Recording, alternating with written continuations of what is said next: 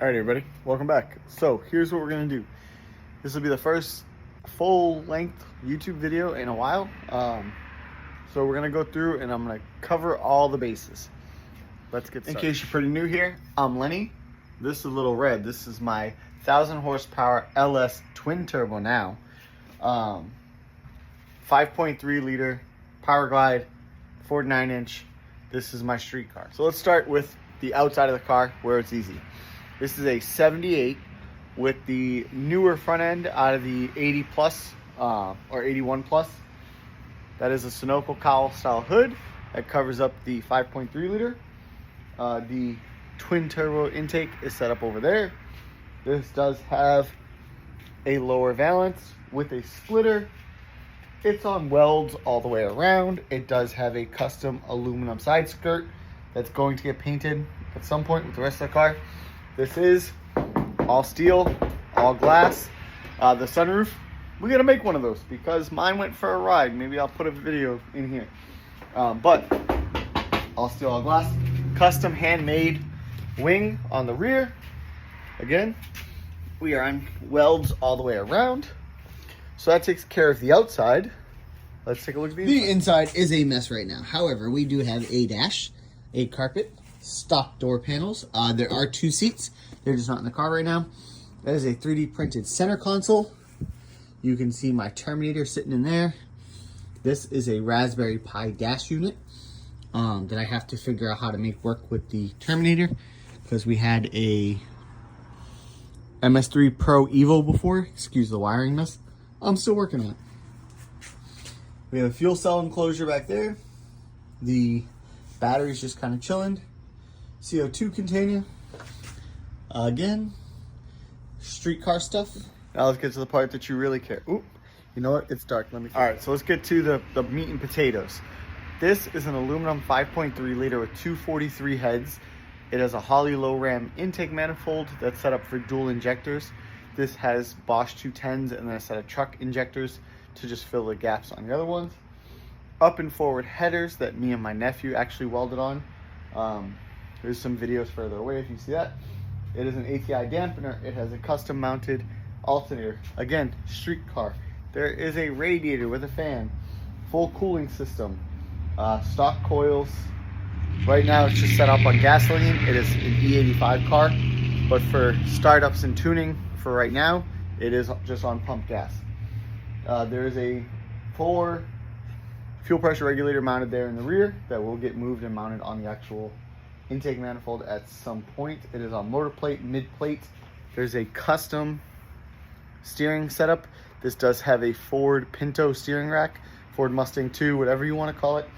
And the spindles are switched so that I can have forward mount instead of rear mount because the car comes with a rear mount setup.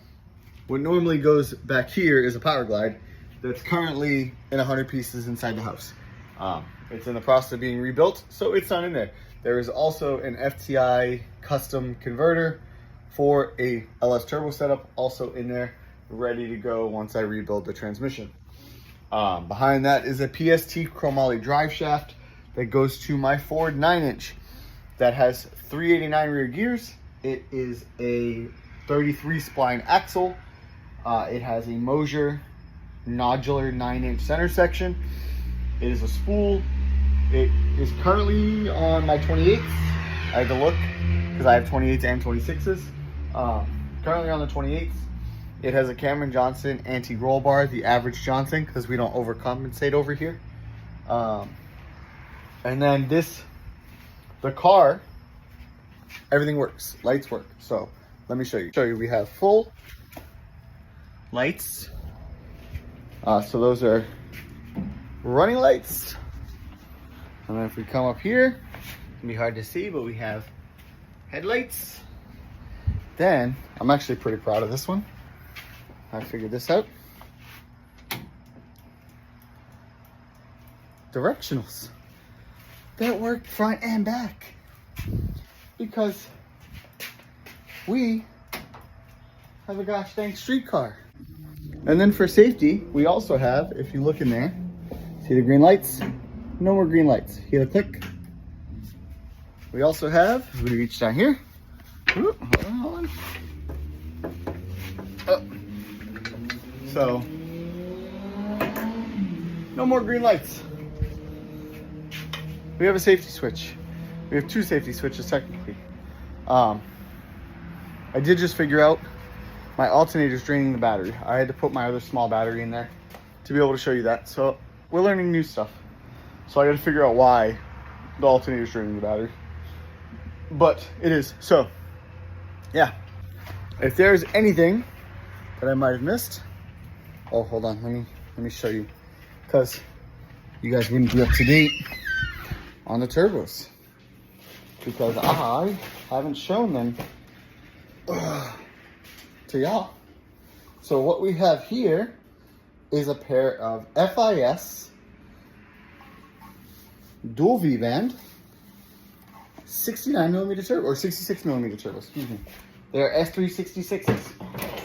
And I got 2 of them. So that is the power adder for Little Red. All right, guys, we're done for the night. I did solve the problem.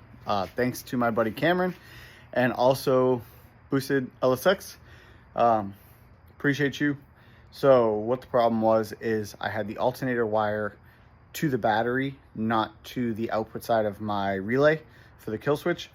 So I just moved it from the battery to the output switch. So now with the car completely off, the alternator isn't drawing any power. The battery goes to the kill switch, but no power goes across, and then it comes back, and then with the power on, it allows the power to flow, which will charge the battery through the relay, which the relay has enough amperage coverage to be able to do that. So we should be good. I did relocate the relay to make it a little easier. You can see it up there. The battery is currently charging.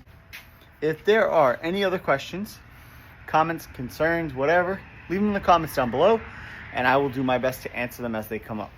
But that's going to do it for tonight. As always, comment, like, share, subscribe, get up, get after it. I'll see you in the next one.